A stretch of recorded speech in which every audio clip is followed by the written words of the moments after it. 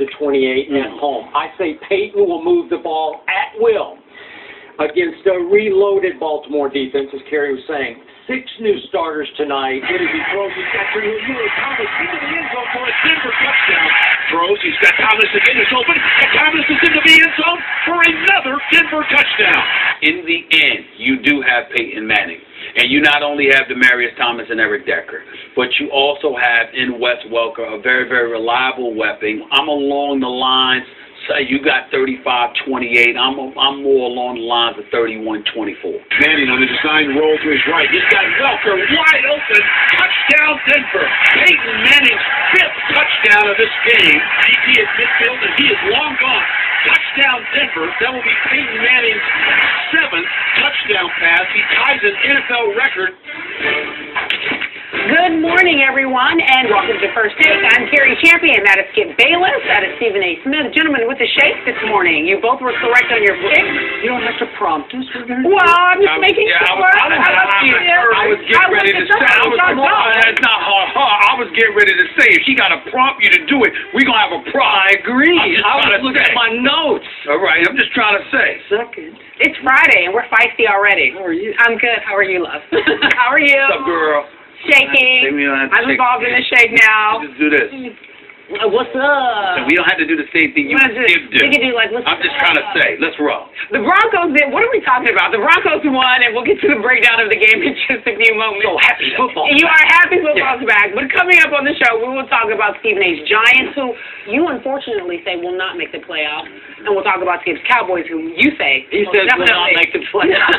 You think they're good. Plus, Eagles wide receiver Riley Cooper dust up at practice. Is it a sign of what's to come? Is there trouble at Eagles camp? We will definitely talk about that. But first, football season is underway, as just mentioned. The Broncos beat Denver 49-27, with Peyton Manning tying the NFL single-game record with 7 touchdown passes. He connected twice with new receiver Wes Welker, twice with Demaryius Thomas, and twice with new starter Julius Thomas. Not related. One was Andre Caldwell. Listen, guys, the offense seems to come together. Stephen A., I'll start with you first. Were you surprised at all by this? I was kind of surprised. I mean, obviously they were playing with 6 new starters on defense. There's no doubt about that. We didn't expect the Baltimore Ravens to be a Ray Lewis, Ed Reed type of defense, not in terms of their athleticism or their prowess on the football field in terms of what they could do physically, because obviously they had climbed up there in age. You look at the Ravens defense, they had some athletes there, guys that were younger. But in terms of the cerebral approach, not just to the game, but during the game, knowing that Peyton Manning is behind center on the opposite side of the ball, knowing you're going to have to deal with that, knowing how intelligent he is as a football player, how he knows his job and not just the job of everybody else around him wearing the same uniform, but he knows what the opposition is doing most of the time just as quick as they know. Knowing that you have to go through that, I expected the Baltimore Ravens to try to throw a monkey wrench into things, but obviously that was going to be a bit more difficult for them to do because of the new bodies on defense. They just looked the same. They were in the same spots. They didn't throw any different looks at Peyton Manning, and he just picked them apart. 2 touchdowns for Welker, 2 touchdowns for Demaryius Thomas. This dude, Julius Thomas, is, oh my Lord, if this is a sign of things to come, it's going to be pretty hard for anybody to beat the Denver Broncos because this dude is a big-time 250-pound talent. This dude is a big-time target. And, everybody's been talking about Peyton Manning's arm strength or whatever. There were some throws I saw. There were other throws that I didn't necessarily look at it that way. But you have guys that allow him to exploit the middle of the field. Wes Welker, Julius Thomas. Those were the 2 individuals. And I just said to myself, they look virtually unstoppable. But that was in the second half and particularly the third quarter. For the first half, I mean, Baltimore had the lead, and Baltimore was playing very well, and I was very, very impressed with what they was doing, how Joe Flacco was driving them downfield. This dude, Dixon, I don't know how many passes he dropped last night. I know that the White Clock, he dropped the short touchdown pass. Dallas Clark, I'm sorry, that's Dallas with the White Clock. Dallas Clark dropped the short 5 touchdown pass. That's right. I mean, that was a big deal as well. So that was a problem. But ultimately, you'd like to believe that if somebody's getting paid $120 million with a $52 million guarantee, that they would be able to stop the bleeding to some degree. And Joe Flacco simply wasn't able to do that last night. The Denver Broncos didn't even utilize much of a running game. They didn't need to. They had Peyton Manning just picking Baltimore's defense apart. We had 3 new dudes in their secondary. They got exposed. No shame in that, getting exposed against Peyton Manning. I definitely think that Baltimore will be better. But in the end, Skip, I looked at them and I just said, look at these receivers. Demaryius Thomas, 161 yards, even though a lot of it was on that last 78-yard touchdown, Scamper. Julius Thomas, 110 yards. Wes Welker, 9 receptions, 67 yards. I just say to myself, you got Peyton Manning behind center.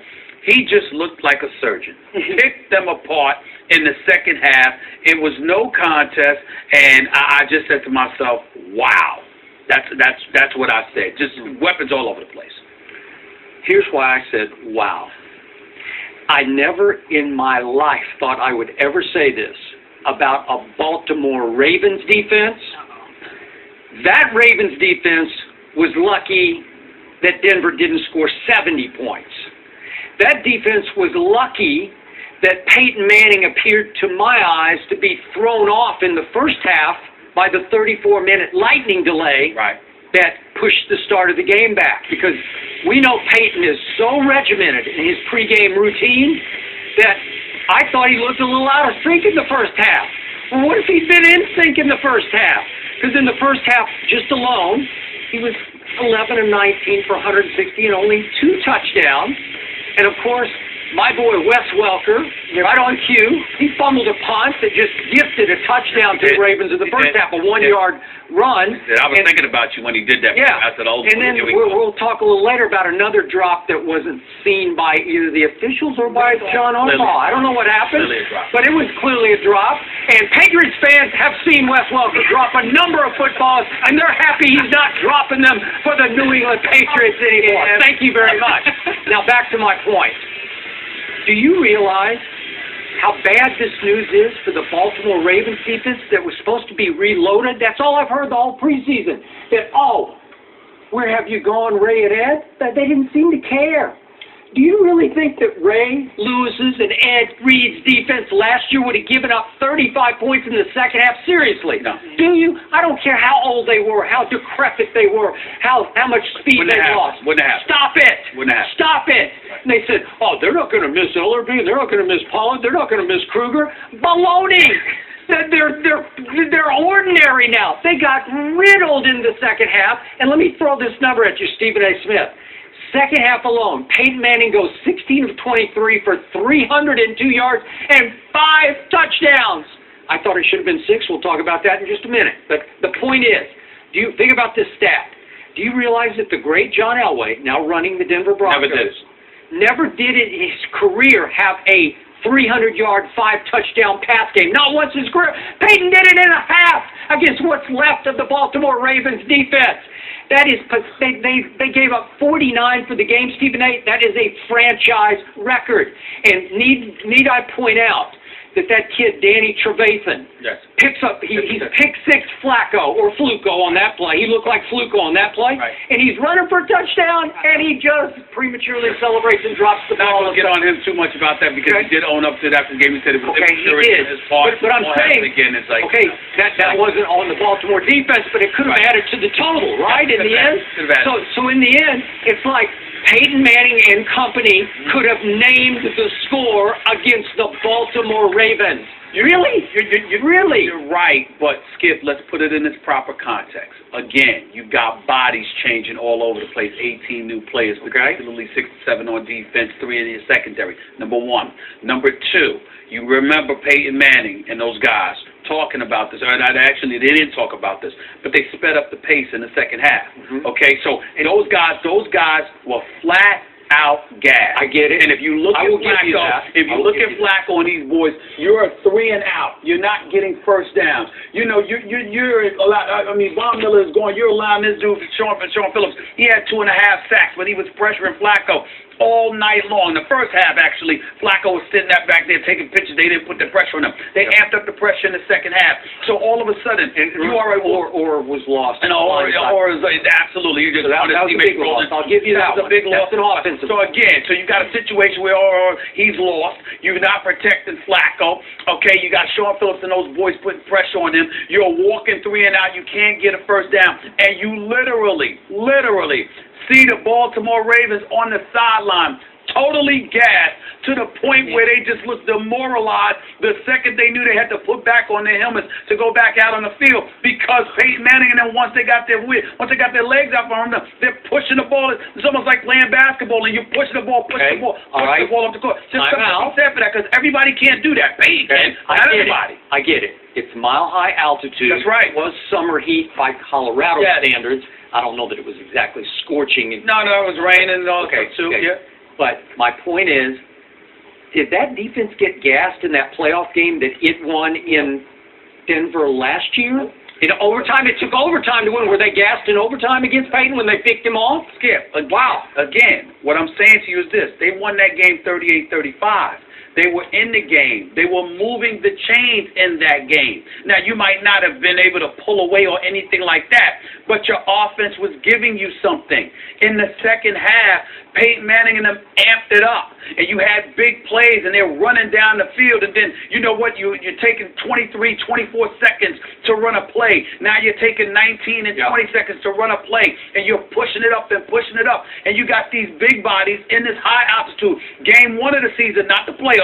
You got 16 regular season games plus 2 or 3 additional playoff games under your belt, 2 playoff games under your belt. No, this is game 1 of the season. You know as well as I do, first game of the regular season, everybody's still working themselves into shape. And so you got this game, and oh, by the way, it was a game that wasn't even supposed to be there. It should have been in Baltimore, but unfortunately, because it didn't work out the scheduling conflict with the Baltimore Orioles, and that's what had something to do with it. So I think that there are a lot of circumstances to take into consideration to not summarily dismiss the Baltimore Ravens. I'm dismissing them. I'm saying to you, they're not what they used to be. Yeah. We both think that they probably wouldn't make the playoffs. No, I'm a definite. Are you a definite? I'm definite. I said they wouldn't, but I was very impressed with what I saw from them in the first half, and I do understand how it could have happened against this team with this quarterback in this locale. I do understand that. I don't think that happens next. So we won't see this going forward. I don't think you'll sit down like this. No, not with John Harbaugh. Quarterback. There's about 2 minutes left in the game.